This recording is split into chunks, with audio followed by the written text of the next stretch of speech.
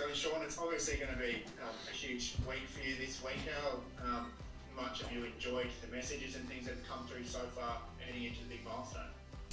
Yeah, it's always nice to achieve any milestone, and I mean, as a player, you sort of park it a little bit as much as you can, particularly in the lead up to a game. But I guess the messages and people hearing about it, and we're not till Sunday, so probably extended this week with our 10-day break. But yeah, it's something that you reflect on probably more post-game and maybe at the end of the year. Obviously a job at hand for us this week to get done as well.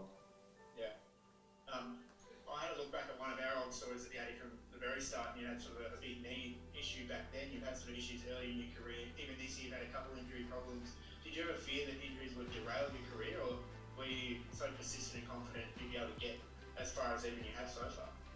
I think they probably go hand in hand, to be honest. There's always obstacles along the journey, and probably why it makes it so special. There definitely was times. I had a navicular injury in 2013, missed 12 months of football, an injury that sometimes is difficult to get back from. And when you're in your mid-20s and in the lead up to that, probably wasn't reaching the potential that I thought I could.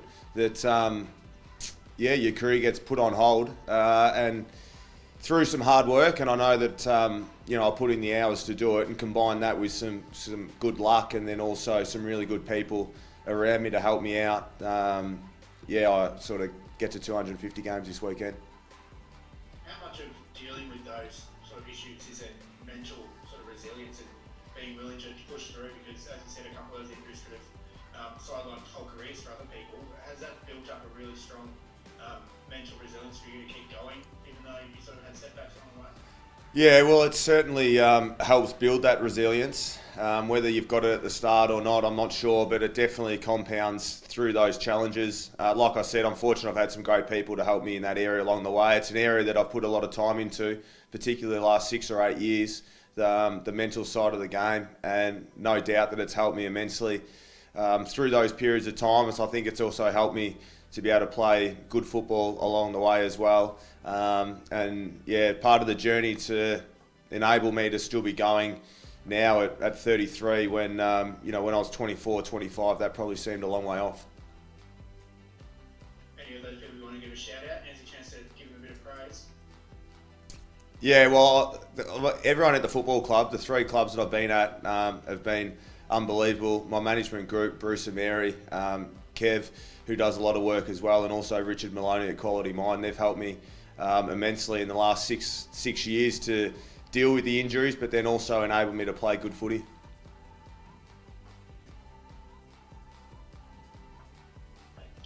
Sean, Braden from Nine. Can I just ask you about the staging fine you got up the other day? Chris obviously said that you got off it. What did you make of that? Were you a bit frustrated to have that doshed out to you originally?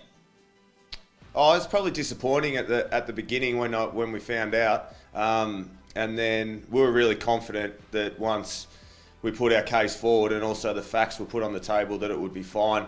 Even the communication that I had out on ground with our doctors, the communication I had with the umpires, everything aligned for us that it really was a non-issue. I think the disappointment is the noise in and around that people are quick to jump to conclusions, but in the end I think the right decision's been made. Chris, there was a whiplash thing. Was that what the issue was? Yeah, I mean, there's injuries in the past that all guys play with, and there's something that's not the first time something like that's happened, and that was mounted in our case. It was the reason for it. Never once out there to the umpires said that my head did hit the ground, and that was the reason why probably there was no sling free kick. And then once I realised that it was all fine and that settled, I got straight up. So a little bit perplexing post-game in terms of the staging fine. But like I said, the right outcome is sort of 3-4 days post. Well, it says you have to make a written submission, so you actually have to get the pen and paper out and take a few notes and say, "Dear Mr. Match Review Officer." There's computers these days, Kingy, so we're able to type it out.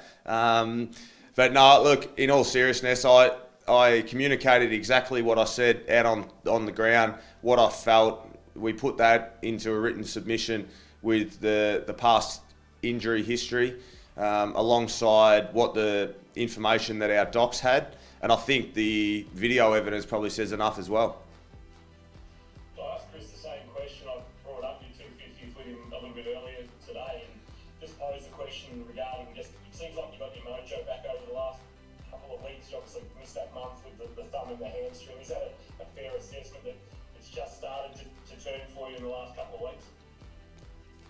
I'm feeling really good over the last couple of weeks, Kingy, so that does help. Little week off, freshen up, was also something that's probably contributed to that. And then also just understanding and executing the role, both from my point of view and also the coaches. So I think that's all coming together, and a little bit like the whole team form in terms of guys just playing their role and executing that, and hopefully I'm just part of that.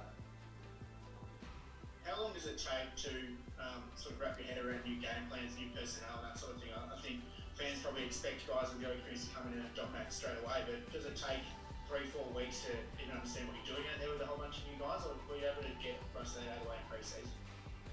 Yeah, there's a little bit of both. I mean, people underestimate just the instinctive play that you develop with guys over a period of time. Different game plan, clearly, the style in terms of a 22 and what we're trying to execute.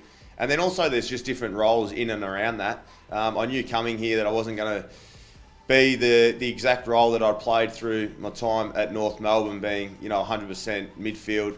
And sometimes people don't quite understand the role that the guys are playing out there, even for other sides. So my role at the moment, the forward role that I'm playing, understanding exactly what's best for the side, and it's been pleasing being able to give the team what it needs in that role over the last few weeks.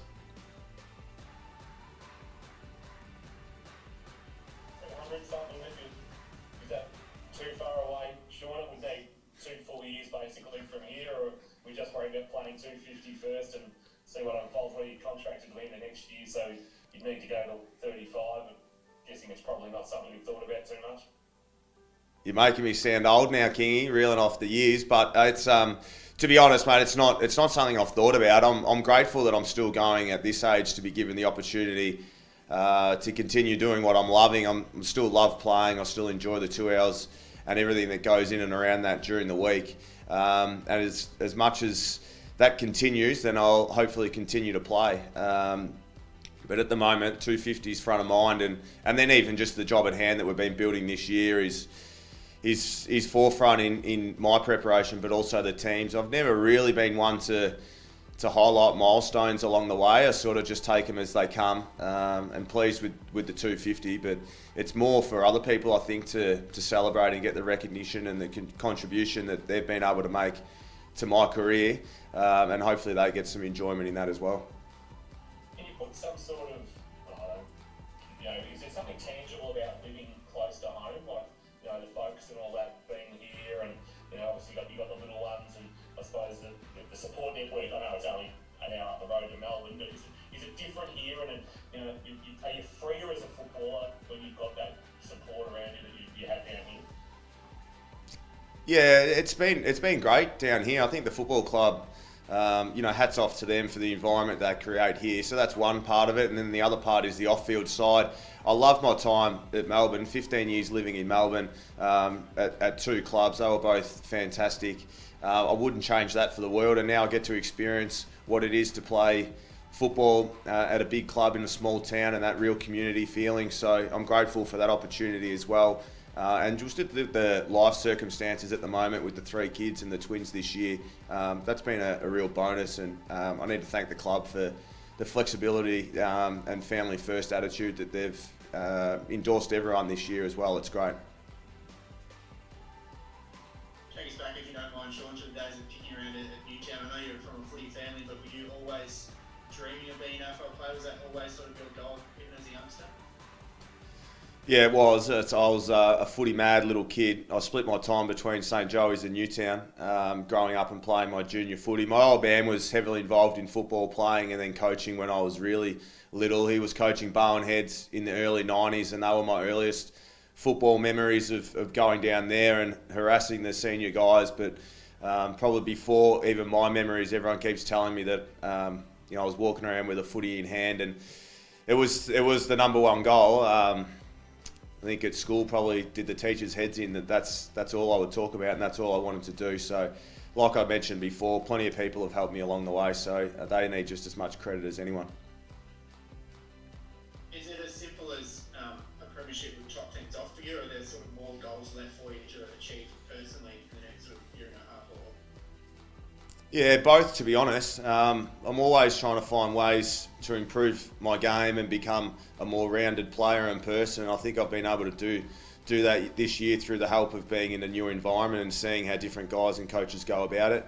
And then clearly at my age and my experience, I guess, and the amount of games that I've played and haven't yet been able to make grand final day, that is front and centre of my motivation to get up and continue to do what I do and overcome those challenges, particularly the injuries.